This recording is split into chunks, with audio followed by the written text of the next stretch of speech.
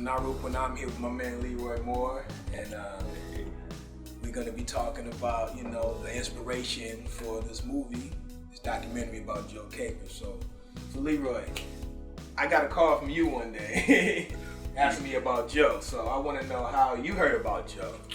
Yeah, I heard about Joe. I think it was about 3 years ago. I was doing a show on KPFA called Pushing Limits. It's a show about people with disabilities. And I convinced the group to do a show about disabled hip-hop artists. So after our last show, I came back home. I got a call from Aileen. Who? Aileen? Aileen, yeah. Okay. And Aileen knew Joe back in the day. So she's like, oh yeah, I know Joe Capers, and I didn't know Joe Capers. And she told me the whole history about Joe. Okay. I was like, oh wow, okay, we should do something about it. So that was 3 years ago, and we kept in contact and always wanted to do something in Joe's name, How did you know that I knew Joe? How did you know that? I think Greg Bridges told me. Yeah, Greg, okay. Yeah, Greg Bridges told me, because I put something on Facebook about Joe Capers. I wanted to get more information. And Greg's like, oh, you used to contact Naru. Like, oh yeah, I know Naru. So that's how we got in contact. And I got the phone call from Leroy, and I was like, Joe Capers? Oh, I haven't heard that name in years. And I said, without a doubt, anything for Joe. Joe was just such a phenomenal human being. When you started talking to me, I said, man, we got to do something here in Oakland. Yeah. And it just came to me like, man, we need to do a documentary about Joe, man. Yeah. Because like you said, I wouldn't say he didn't get respect, because the people around here knew Joe and respected him highly. But Joe didn't really want recognition. He wasn't. That wasn't the type of person he was. He wasn't. He was looking out. Me. He was looking out for everybody else. Okay. And I think that was his strength, and also his weakness in a little bit of a way too, because he was able to be taken advantage of by some people who in the industry. But just a phenomenal person, and I'm just honored that his family allowed us to take this project on and honor Joe in this way, and we want to do him do justice, because Joe deserves it, and his family deserves it, and the world needs to know about Joe Capers and what a phenomenal human being he was, on top of everything else, the music and the artistry. He was just a phenomenal human being, a caring and loving. Daddy was not just my dad, he was my best friend. He was everything to me. He still is. He'll always be loved and never forgotten. He made a huge difference in my life, because I could talk to him about everything and anything, and he was just always there for me. And usually, a lot of women don't have their fathers, but my father was there for everything. And I appreciate that now even more by me having kids as well. So Daddy was the best. So we have been talking to a lot of artists and stuff, but we haven't talked to a lot of family. We did get a chance to speak to his mom, your grandmother, and she was wonderful.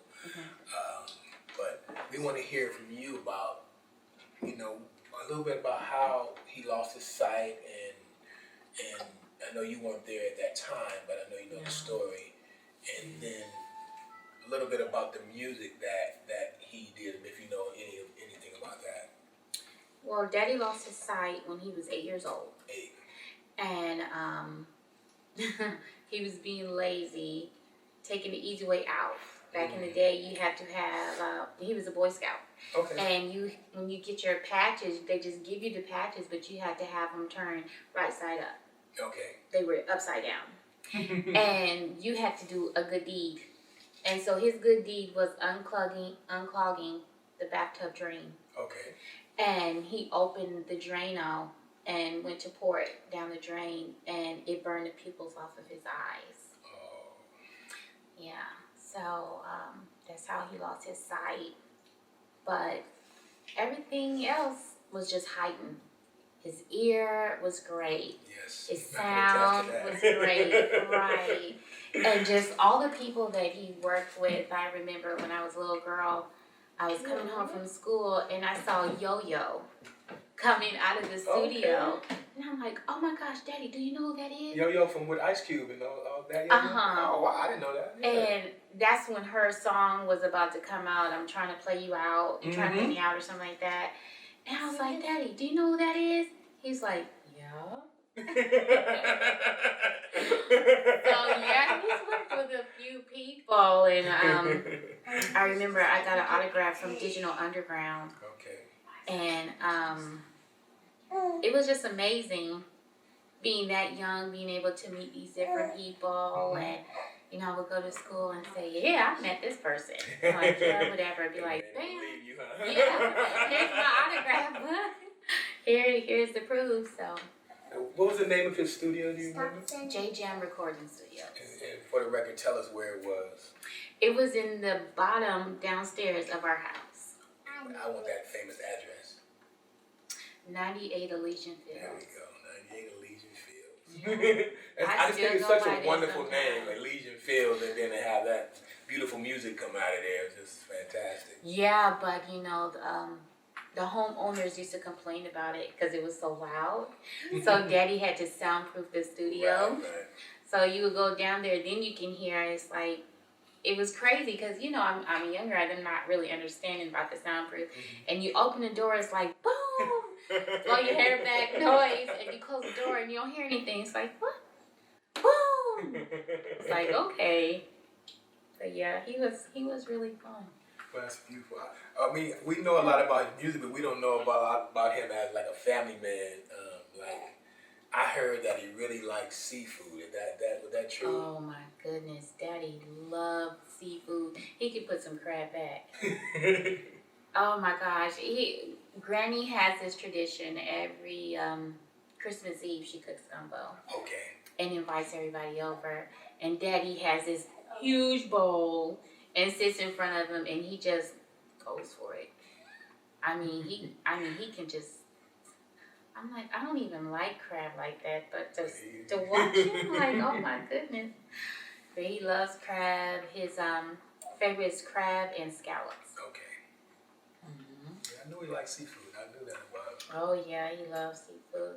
My mom told me a story when they went to Vegas one time, and my mom took this huge plastic bag and just stuffed crab legs in the plastic because they used to take a lot of road trips. I don't remember because I was really young. They had this huge RV, and it was always me, my dad, my granny, my Auntie Laura, my cousin Kristen, and Grover, which is my cousin's dad. Okay.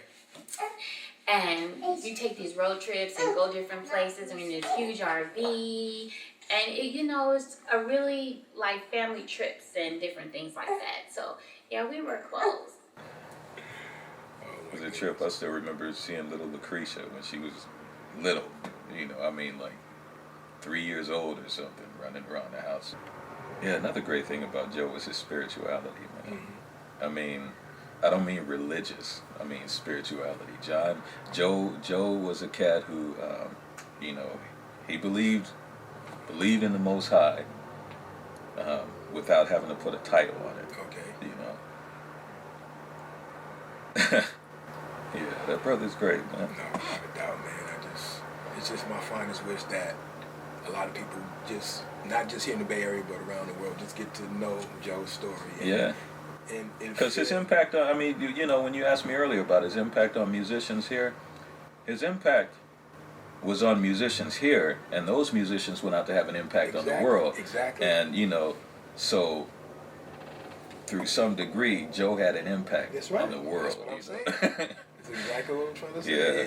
He really did. And I haven't met a musician or anyone else who hasn't been anything but grateful and happy to have been around Joe and to learn from him. So he didn't want any spotlight when he was, when he was alive. He wasn't really, really tripping off of that. No, he wasn't a spotlight type of guy, but Joe wanted to do good music, do some good work, and have that be appreciated. If I was in there recording, man, you reading the papers, man? I said, no, man, I don't read no papers. Like, man, I can hear the papers rattling, man. Oh man, I'm blind, I ain't deaf. And Joe, I mean, sometimes you'd have to wonder, like, are you really blind? Because Joe at times could tell you what color you would have on. I mean, I don't know, like, if he was able to see shades or what or something. But especially if you had on like bright color, orange or yellow, or even a red or something, huh? Joe could tell you. Wow. Man, Joe would come up with a nickname for a brother in a minute. Yeah, some funny ones. Yeah. I didn't heard him break out. He had a couple of times. I can't remember what they were, but they used to be killing them. Man, it'd be funny though when Joe and Dwayne would start trying to cap on each other. Could Dwayne hold his own with Joe? For a minute. I didn't think he could really hold for a minute. He don't strike me as being able to hold his own with Joe, man. Joe was just because Joe was relentless. He wouldn't stop. A lot of y'all might know Cassidy from back in the day. She had a couple of big hits in the town. She Daddy was probably the biggest. Yes. And we called her the female Too Short back then because she had a little dirty little mouth a little bit. It's hard to believe looking at her now, right? But Cassidy definitely was hanging out with the OG Joe Capers, so we gonna get her take on Joe. So Cassidy, first thing I want to know is how you met Joe. I met Joe through Dean Hodges.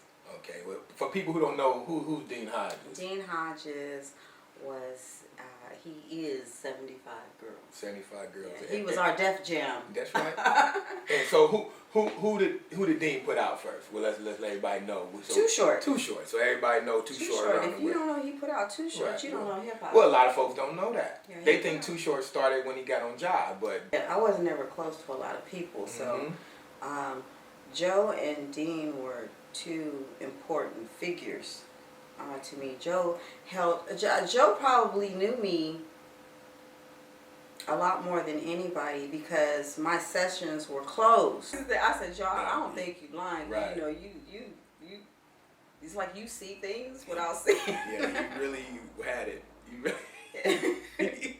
But I mean, he could hear you so had to damn hold your good. Paper, right? Yeah, See, back in the day. I didn't have to hold my paper. Back in the day, they put out the stands. No, well, I never got to do it. He made me go remember all my rhymes and wouldn't let me come in there. He did? Mm-hmm. Got to go. No, I think Joe really understood me. A lot of people never really understood me. Dean understood me. Joe understood me. Joe knew where Joe was one of the very, very few people who knew where I really came from. I mean, Joe, we would be alone a lot working on stuff. So, Joe was a friend as well. No doubt. And, I always took the advice that he would give, very seriously. So, Joe was, he knew when I got frustrated. He knew when I liked something. He could just tell, somebody was doing something and keying up. He knew when I was impatient. Mm-hmm. He'd go, let's try something else. So, that was impressive to me because the only person that knew those kind of things was Jimmy Jam. Wow. So Joe was very talented. I mean, he was amazing to me. He was just very talented. Yeah. One day we was at this club in Oakland. It was called the Lucky Lion. This was back in the day on Hagenberger Road in the holy city of Oakland. That's where I'm from. That's where he's from. Born and raised. Thank you very much. Yes, this band came in, and at the Lucky Lion was 2 bands performing every night. And so when Purple Rain came out, that really took a patch out of us because we related to the movie, how Prince in the time was battling every night and they'd have the different bands in the movie. At the Lucky Lion, they had 2 bands on the weekend. We were the house band. We played through the week. Wait, what's the name of the band? We got to know the name of the band. The Secret Service. There we go. Yeah. Oh, boy. You're talking about morons extraordinaire. Yeah, we were doing our thing, and so this one particular weekend, they brought in a singing group, and that was kind of passé at that particular time. because it was in the 80s and it was a band thing, right? No doubt. Music was changing, but they had an old singing group called the Old Mystics, Yeah. and they looked like the Delphonics or the Dells or the Spinners or something, and they had their big tails on, big puffy bow ties and long perms, and they were a singing group, and it was ironic because a good friend of ours that later I would work for, his name was Dwayne Wiggins, and he's with a group called Tony. No doubt. He ended up being the guitar player for that group. I didn't know him back then. And there was another guy playing keyboards, right? And when I saw him play, I said, something is different, right? Because when he was playing, I seen him, you know what I mean? And, you know, and whatever, I said, I think he's blind. I'm not sure. But they played or whatever, and that probably wasn't a very fun night for the Old Mystics because they got trounced on pretty hard. But after the show, I just casually went and started talking to the guy about gear because I forget what kind of keyboard he had. But he was talking about, he was over at our keyboards looking like, oh man, that's really nice. And he's touching them and he's feeling them. He's like, what is that? He said, oh, I know what it is. Don't tell me. And he's just feeling on it. He said, okay, that's a DX7. That's a Geno 106. Wow. That's a Mirage. Just And by then feeling. I said, well, up here, look, reach up here, reach up here. I didn't know his name. Reach up here, and he's reaching, and he's like, that's a DMX drum machine. He built an even bigger studio, and I believe that was when Raphael was playing with Sheila E. I think he was the first one to go with Sheila E. And then Tommy and Denny from Club Nouveau recruited the brothers, and they started recording at Joe's house. He had a 24 track. But you know, my subsequent visits, it seemed like the studio would deteriorate, just get worse. And I'm like, Joe, what's wrong with the studio? He's like, well, you know, I said, well, all these people around here, why don't they help you clean up? Why don't they help you financially? You know, I know you have money, but, you know, he said, well, people come to the studio and they'll pay me, but a lot of times they're just, you know, cats were so dirty. They were handing him dollar bills. Like he said, okay, well, you know, give me $20 or give me $100, right? And they would give him $5 $1 bills instead of 5 20s. Thing, you know. Yeah. I've heard the story. Yeah. Right. He couldn't see or whatever. Joe never complained. When the people called to come back, they come on back. You know, he'd let them record some more, right? Yeah. But towards the end, I want to say, I don't know if it was quite the end, but he was running out of money. Yeah.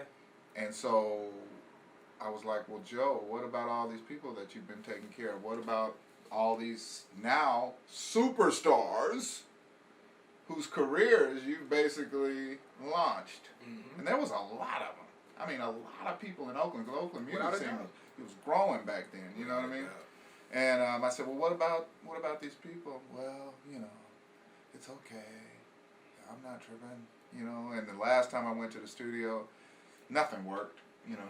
The channels of the board were out, the, you know, wires hanging everywhere, speakers blown, you know, garbage piled up all over the place, house dirty, you know. Joe and that smile was gone. Wow. Yep, and Joe was hanging his head. I said, Joe, tell you what, man, what are we gonna do? Let's just pack everything up and go. Just tell me, you know, I'll get a truck, we'll just pack it, and we won't tell anybody where you are, right?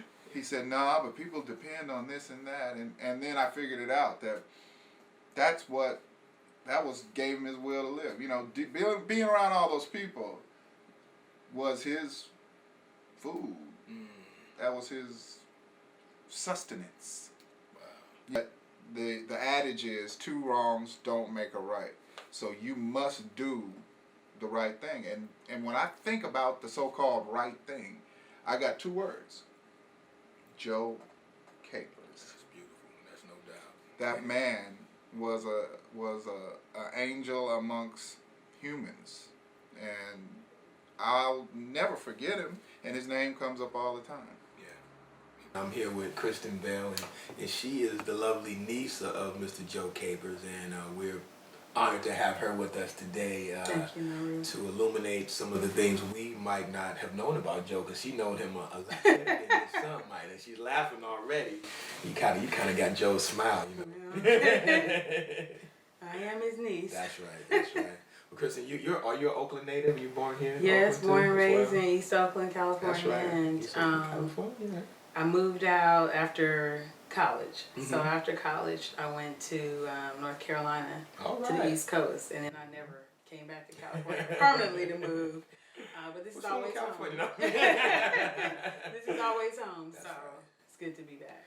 So we want to know more about Joe's, personal family life. We know a lot about him as a musician. But Right. We want to hear kind of funny things Joe used to do and his character. Because you laughing already. I already know you got stories. First of all, my uncle, I only have one uncle, so Okay. Joe is my only uncle. And we grew up in a family where I only knew Joe being blind. Mm-hmm. So, unlike my mother, his sister, Right. I only knew my uncle as a blind Yes. person. But that was never a factor in our family, him being handicapped. That's right. Even to this day, I'm glad that I did have a handicapped uncle because I'm a lot more receptive to people with disabilities than a lot more people are. But his handicap never stopped anything that he wanted to do. That's right. And he infused that into, I guess, raising us. So, if there was ever a time where he said, we can't do it, my uncle was like, no, you can, because you can do it. Look at me. I have my own business and I'm blind. That's right. That's right. I have a successful business, and so he was always making sure that we knew that. That's beautiful. And it was never a factor that he was blind in any family discussion. So we just carried on as a normal family. And he made fun of his handicap, and so we can make fun of it sometimes. So, of course, I tried to get away with a lot of things, but he would know. Because his other senses were heightened. That's right.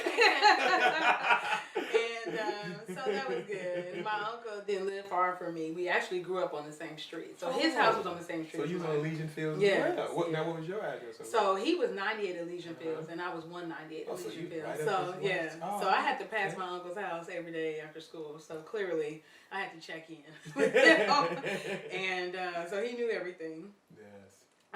And so he was a very funny person, great sense of humor, and a lot of people in Oakland knew him. Oh, yes. So around Christmas time, when my grandmother cooked gumbo on Christmas Eve, my uncle had a lot of friends, and they were musicians and producers. Can you remember any of the names of them, of the musicians at Well, that time? yeah, so my uncle was very good friends with Tony. And I believe that they grew up together in some kind of way, and maybe not elementary school or junior high, but my uncle did some time at Castlemont, and that's where they went. Yeah. And then he transferred to Berkeley High, but they knew each other at that point, and they were all Oakland guys. Yeah. So they were always there, and several of his producer friends were there. I just don't remember all of the names, Naru, but That's all right. I do remember Dawn from En Vogue, because I remember my uncle working with Dawn before she was part of En Vogue. Because I guess Dawn probably was going to sing before she joined En Vogue. Thing, right? Yeah, so I remember Dawn coming to the house, and I remember seeing Dawn at 98 Elysian Fields. That's right. All the time. And so... You didn't know these people were going to be famous, No, did you? no, I didn't know. I remember when Hey Little Walter came out. That was a big deal in our family because my uncle had recorded so many of the tracks. Right. And that's when Tony was getting really big. Other people across the country were talking about them. They weren't just a little Oakland group or a California group. Right, that's right. And so he had worked with them. And so his gold and platinum albums are on the wall right now from Tony. One of the funniest stories is one of the guys, Peter, gave Joe a Christmas gift, and it had a big dog on it, like a picture of a dog. And I was like, Joe, there's a picture of a dog on that shirt. It was a big old shirt. I said, please don't wear it. Just tell Peter right now that, because Peter was blind too. And I said, I don't know who picked it up, but you can't wear that. You cannot wear that and walk with me. And he was like, Peter, why did you buy me a shirt with a dog on it? Peter was like, well, I'm blind too. I don't know what it said. And I was like, you know, he just didn't know. But it was hilarious. We were like, no, Peter, please. We're not going to wear that because we just don't do that around here. That's funny. But, so that's the kind of conversation we used to have. Again, it wasn't always about music. We just happened to see a lot of these musicians around, but it was not always about music. Right. And so that was important for us. So, you know, hearing you talk about Joe buying his mom a Volvo and all that, it leads me to ask, well, what happened with Joe's money? Because I know during the time before his death, Joe wasn't doing it so financially well. Right. And just I kind of, you know, I don't want to be too nosy, but I just kind of am curious about what happened, you know, with the finances. Right, and I think that when he was at 98 Elysian Fields, it was a nice size house, and the whole basement was the studio. Right. And I believe you went to that studio, and it was just a lot of people all the time, and he downsized. So at some point, I think that JJM got too much for my uncle. It got either too big or he wasn't able to manage it alone. It was okay when it was small and he knew the guys that were recording with him. Okay. But when more and more musicians came and he was unable to manage it himself. And my mom had a job and a career, and then she had me, so it wasn't like she could stop and help him manage it. Right. And so I think that is when he decided, okay, I got to stop with JJM and stop the recording business. And that was where, I mean, that was clearly a huge cash flow. So for him to stop his business, I think that's what downsized him. And so he kind of moved into an apartment or a smaller home. Right. And he still had a lot of his equipment even then, because still his musician friends would still pop by. So he had his guitars and all that kind of stuff, and he would still play. And so then that's when he got Tenor. And Tenor was his guide dog. Right. And that even afforded my uncle much more independence. He was very independent, but then with Tenor, it was, okay, I can go places without calling somebody. Before, he could stay at 98 Elysian Fields and keep his whole musical self being right there. He didn't have to necessarily leave. But now with the guide dog, he could actually go places. And that was a big deal. And so I think he wanted a change in his life. Okay, wait a minute, I could go to college. And I could do some other things. Yeah. And that's what Tenor afforded him. Beautiful. So it was just more of a downsizing. But I could tell you that I know that people took advantage of my uncle. Yeah. And not everybody is fair to those that are disabled and those that are blind. So my uncle always had cash. And that was a big deal for me, because I can remember when, if I didn't see him with cash, I just thought he was broke. Because I was so used to seeing him with cash, because all these musicians paid him cash. Right. They weren't using a debit card. Right. No personal check. Yeah. And so, again, people can take advantage of you. So, okay, you gotta elaborate on that. I know you've been nice. Just elaborate a little bit on what you mean by it. I just think that people were not paying my uncle for the use of his recording studio. Right.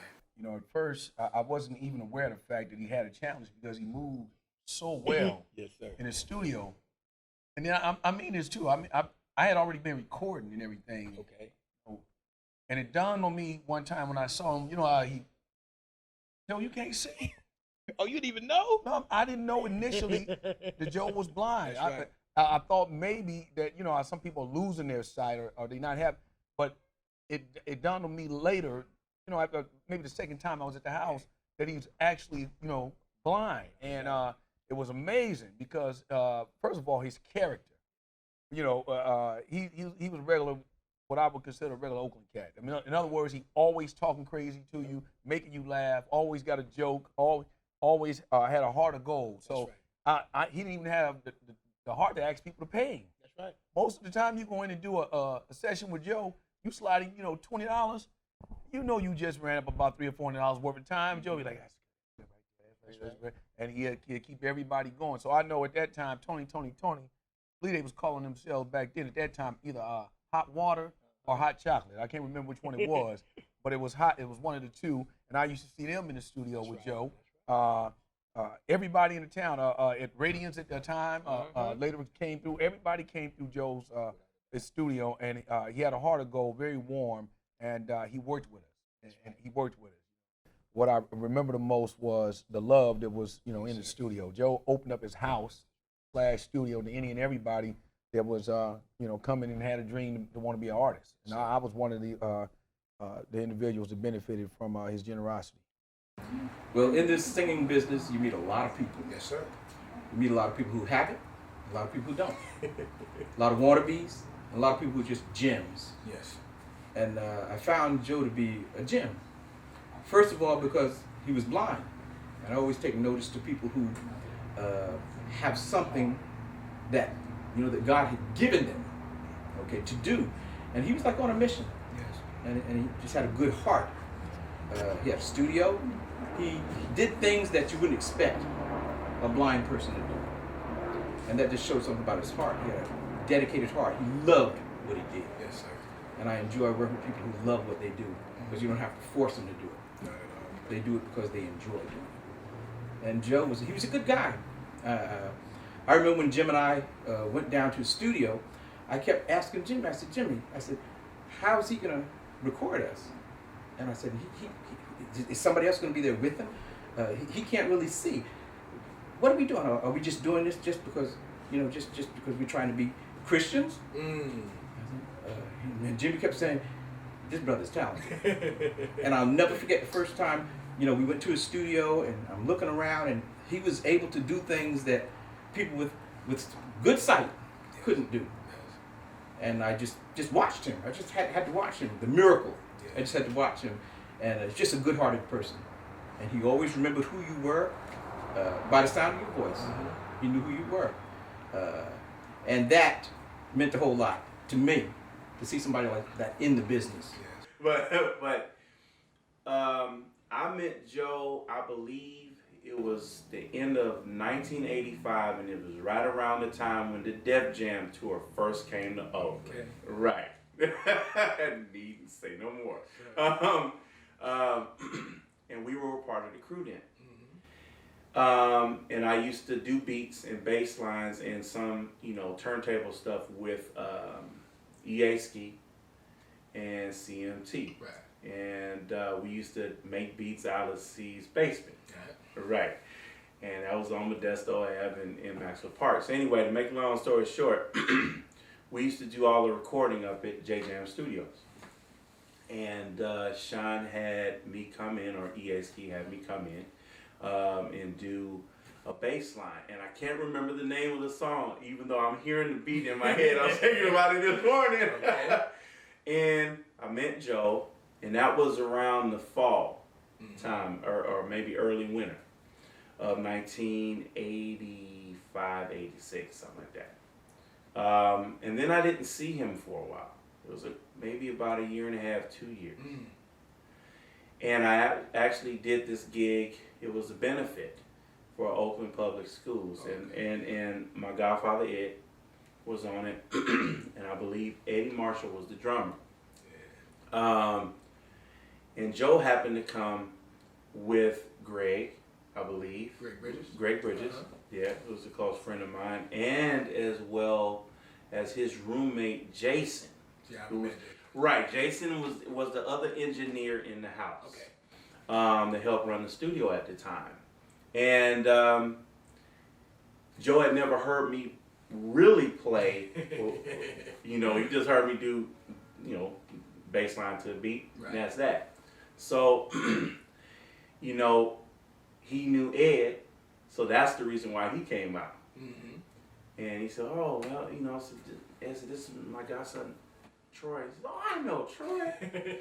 Joe always, right. Oh, I know Troy. Right, exactly, yeah. I know Troy. And the one thing about Joe, he had the big full face and he always smiled. Yes, sir. That smile. It always got you. So just a warm person, and he kind of had like this little water walk that he would do. My godfather had it too, but he had the hands in his pocket. They kind of waddle. You know, large brothers like myself, we don't walk. We kind of like an old Cadillac. You know, you warm us up, then we get going. We don't stop. Tell me about some of the folks who came through Joe's studio while you were there, because we know all kind of folks came through there, but we want to hear from somebody who was actually there. Who came through there, bro? Man, who didn't come through there? Like, MC Hammer used to come through there. In fact, he was coming through there when he was doing like some church rap. The Holy Ghost Boys. The Holy Ghost Boys, yeah. right. Mm-hmm. Back in them days, and Digital Underground used to be coming up there, you know. The X Clan, I don't know if you remember them. Come on. They came Brother up there and Jay, did some stuff with us. Oh man, you know, I was kicking it with them. Yeah. And Yo-Yo, wow. I mean, we did a project up there with Milli Vanilli. I mean, it was when Milli Vanilli got busted out. That's the first time I heard that, but all right. Oh, wow, man. Milli Vanilli got busted out. For the lip syncing thing. For the lip syncing. And then they came up there to do a project where they were actually singing. So I'm in there engineering for this project. And I mean, literally, like the German dude who ended up, you know, killing himself. Rob, that was his name. Okay. He would be trying to sing stuff. I'd have to punch in words. Like, if he was singing I love you, I might have to punch in love, like try to get it. Wow. Sing it again. I love you. Okay. In and out, you know. Wow. Working with cats like that, though, made my skills so tight. I was the punch master. So Milli Vanilli actually served a purpose. It's for something. It was good, though. You know what? I had a good time with those guys. You know, Rob and Fab. Robert Fab. Yeah, That's right. they were some real good dudes. And after we finished the project, we went out and hit some clubs. That's right. And, you know, but we was working for a while with them up there, and that was good.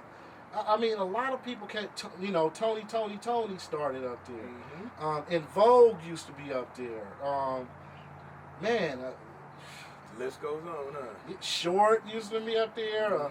Ant Banks and them, you know. Everybody, just EA Ski you name it in the town, there was everybody. Everybody from Oakland, Ascari X, everybody from Oakland came through there. Pooh Man. Uh-huh. Ah, my boy. Pooh Man. Everybody came through Joe. That's right. Everybody came through Joe. Yo, we fuck with Joe because his sound was right. That's right. That's really what it was. Before we picked the studio out, we always checked to see what came out of it. And he let us know which artists he messed with. We went and listened to those records, and the records sounded right. So who did you hear? Who's the artist? Remember anybody from back then? Ken Nash, some jazz cats, some gospel people. Yeah. Oh, yo, you talking 87, 88, so it's way back there. It might have been, I think who also recorded over it was Flynamic Force. Okay. Who later became Tech and Sway. Yeah. I think the Pointer Sisters did a few things over there. There was a lot, you know, he had the credentials and he had the sound. So we needed that sound. We wanted it done right. I forget whether it was Underwater Rhymes or Do What You Like, but one of them, pre-Tommy Boy, before we had that deal, we went up to Joe's to get it done, and Joe helped us get the demo right to play for Tommy Boy, and then they signed us as Digital Underground brothers. But yeah, and Joe was good with it. When we heard that he didn't have one of his senses, we were wondering, but he had these. That's all he needed. He had these. And he knew what every knob meant, and he held it down. And thank you, Joe Capers. Respect to you, man. God bless. It is my esteemed honor to be here with my man CMT. This is the man who first told me about Joe Capers. Him and EA Ski was going up to Joe Capers before anybody I knew, and I hadn't even been to Joe's. So CMT, you got to tell me how you met Joe, your relationship with Joe, and what Joe meant to the Oakland scene, bro. Ski knew somebody who knew about Joe, and he brought me to the attention. Went up there. Actually, I never knew anything about the studio. Okay. First studio you ever first studio I ever went to that had 24 tracks. Okay. I was doing my thing. It was like I had 4 track, you know, a little small cassette. No doubt. Man. But people was like, you need to step your sound up, man. Joe Capers probably help you out with that. You know, so we went up there and I was like amazed that this guy, first of all, could get around the way he could. Okay. You know. I mean, Wait, did you realize he was blind at first? Man, I knew he was blind looking at him. Okay. But you wouldn't tell he was blind the way he would move, the way he would just address you like he had eyes. But I mean, you know, he taught me everything, man. Like how to EQ kicks, how to EQ, you know, bass lines, pick bass lines, and man, like the whole 24 track experience was just like, when I think of 24 track experience, man, I see Joe Capers. I know you do. Man, Tell him about that smile Joe had, man. Oh, man. That cool, come on, man. I'm here with the fabulous, fantastic Mr. Turntable T. Wow. Maybe better known to y'all as Taj Tillman. Maybe some of y'all know him, maybe some of y'all don't. But this is one of the cats that was at Joe's studio and learned under Joe, so wanted to introduce you to him and just get a little bit of his take on Joe. So why don't you tell us about your relationship with Mr. Joe Capers? Well, when I met Joe, it was in the process of me going to engineering school, and I needed to finish, and I wasn't learning what I needed to learn. So Joe actually, he helped me finish and take it to the next level. And that, you know, it's a trip to tell people, you know, cause some of these younger engineers, I get, you know, they deal with only Pro Tools, or they maybe came in on the ADAT era and stuff like that. It's like, dude, man, you don't understand how you're supposed to actually record sound. They just, you know, start recording. And, you know, it's like, man, how you know this? You know, you take down your notes. That's the one thing Joe instilled. He was like, man, just take down. If you got your notes with you, you can always refer to that. But to really, like, you know, show them that they need to work a little harder, I'm like, well, the dude that taught me was a blind guy. Okay. And they look at me like, what? Like, how can he do that? So, man, hearing me, it's all about what you, that's one thing, the main thing I got from Joe is it's about listening. It really is, listening. I mean, he would have somebody assist him, like tell him, you know, is it at this level? Because it sounds like, you know, he could hear the decibels or the volume. So Joe took me under his wing, and you know, we did an internship for, you know, a number of weeks, and he showed me how to, you know, the right way to record on tape. Beautiful. And you know, and from that I got to, you know, start to meet different people and stuff like that coming in and out the studio that were doing stuff in the Bay Area at that time, as well as a few, you know, nationally known artists too. Joe was a cat that would bring you in. Like you say, if you ain't got no money, Joe let you. Okay, come on, do your session, man. You know what I'm saying? Do your session, man, and come back and pay me later. You know how many cats would do that? Would let you do your session and then come back and pay him later, and let you sleep at his house. Like Jerry said, we're not leaving until 4:30, 5 in the morning. You know what I'm saying? We there cooking, everything. I think it got to the point where he knew who was paying him and who was shorting him, and then he was just, at one point he was just like, well, fuck it. As long as they paying, I know somebody gonna short me. I can't see. He had his wife working there for a minute and counting the money, but I think she left after a while. And after that, you know, it was a bunch of cats that just really started trying. Well, they couldn't do it so much because there was always somebody up there with him. But when he was by himself, they would try to do that. But then, you know, he was the kind of cat. He was a little bigger than that. He would overlook all that and not even pay attention to that and just try to keep going. His more thing. I think he had a joy for having company and just producing music. And what Cat didn't know, Joe was a hell of a musician. Yeah. He Cat didn't know Joe the engineer, thinking Joe who was a musician. No, I used to stand up over the mixing board just because I couldn't believe that he was blind and he was doing all this mixing. doing all that. And finding out and watching him find all these levels. Golden ear, dude. He go blind man go find track 14 and adjust everything. Man, that's golden ear. Stevie Wonder, Ray Charles, I put Joe up with that same type of ear. He had the same type of ear that those type of cats had. With the lodge and right. You was doing your thing. But we would just love to hear from you are an internationally acclaimed artist, you know. Open Zone, we love you. We appreciate what you do, and you always rep the town hard. So we want to hear from somebody who has been all over what Joe meant to you as an artist coming up in the time before you was even anybody know who you was. You know what I'm saying? Yeah. So tell us about Joe. Right. So, well, Joe was like a mentor to me because when I was coming out of Castlemont, he was one of the first people I got together with that was a keyboard player and a producer and a singer, and he was blind.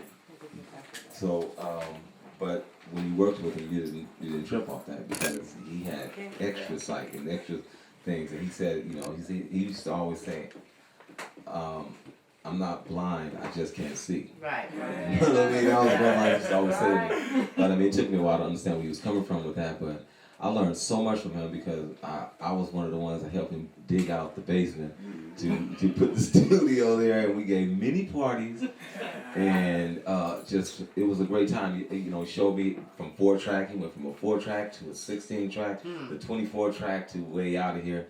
Always talked about a lot of things that were going to happen in production that I'm seeing today. When he would talk about, oh, you know, one day it's gonna be a little chip this small, and everything on the song's gonna be like, I'm like, shut the hell up, man. Look around, and there it is. So I mean, like I said, he could definitely see. You know what I mean? And he wasn't blind. So, but besides that, everybody, I mean, most of the groups, and you can't talk about the Tonys, but I'm talking about coming through Joe's place, J Jam. You can't talk about MC Hammer. You can't, when he was, I think he had his group was called Holy Ghost Boys. The Holy Ghost Boys, exactly. And then Digital Underground, Shock G, everybody. We all sort of came through, you know, Joe's camp. And the thing about that is we learned how to do production from Joe. And he was blind and would show us, no, it's that button over there. I was like, how the fuck you know what button that is? So all over the studio, and he played, you know, he would do vocal stuff. And so we also had a band, and that was a trip because we would go to some of the clubs in Richmond and all over. We go to the hood of hoods, and Joe always had a knife. Like, so what you doing? And I remember, hey Greg, I remember we had some fights in the garage. We have an argument. Oh, he'd be the first one to pull out his knife. And then he started to even the score. I'm turning the lights out. And last time he's like, now mother, what you gonna do? And going off on the keyboards, trap my ass in the corner. But yeah, so we had some stupid times, man. We also had some parties that was just like stupid. The meals, everything. It was, you know, and everybody came over to his place because the energy was right. You know, a lot of people that played with Frankie Beverly would fall through there. He always gave people opportunity, and that's what I learned from Joe most of all. So, you know, he saw in us things that we probably didn't see. And when I work with other artists, I guess that's what I tend to look at. You know, some people don't see, like, I can look at an artist now and I can tell, look them in the eye and see if they got the heart. Because if they don't have the passion, I wouldn't want to mess with them in the first place. So I learned that type of stuff like that. You know, you judge people. But I'm not the type of person judging their music and everything. I'm looking at your heart. If you're passionate about it, let's get out.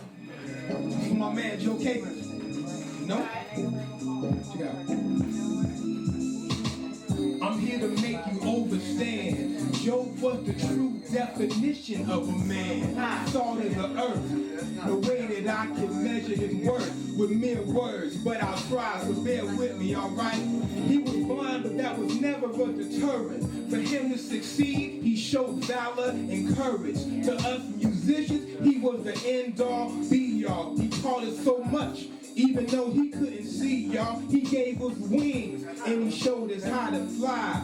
Nah, he couldn't see, but he opened our eyes. He showed us how to love with just a kind word or a hug or that Kool-Aid smile. I can see it right now. And although he's no longer on this physical plane, the essence of his spirit remains. And although he's no longer on this physical plane, the essence of his spirit remains. This is the song for Joe. 98 Elysian Field, the studio he would build in the Oakland Hills. Joe Capers, father, husband, brother, and friend, a good son to the very end. This is the song for Joe. Nobody else to take his place. Close your eyes and see that smile on his face. A song for Joe. Wave your hands like you know cause we doing this song for Joe. EHD and CMT, the first to hit me to Joe. They said this cat up in the hills will make you sound like the pro. So I finally got to see me and Turntable T paid our first visit there in the late 80s. He taught me how to learn my lyrics, never read them from papers. That's the wisdom passed down to me from Joe Caper. We rappers called him blind no. Don't disrespect meant we had love for this man, 100%. He taught a lot of young artists to grow. Digital Hammer, MC and of course you know to me, Don Finman, Vogue, and Tony. He was the real macaroni, not a fake or a phony. Genuine like fine wine, Joe Capers was that. He helped to put the Oakland Bay Area sound on the map. So we honor him today in the month of August, officially Joe's Legacy Month. That's what we call it, teach the town about Joe, so these youngsters can see what a real one is supposed to be. Yeah, Joe Caper.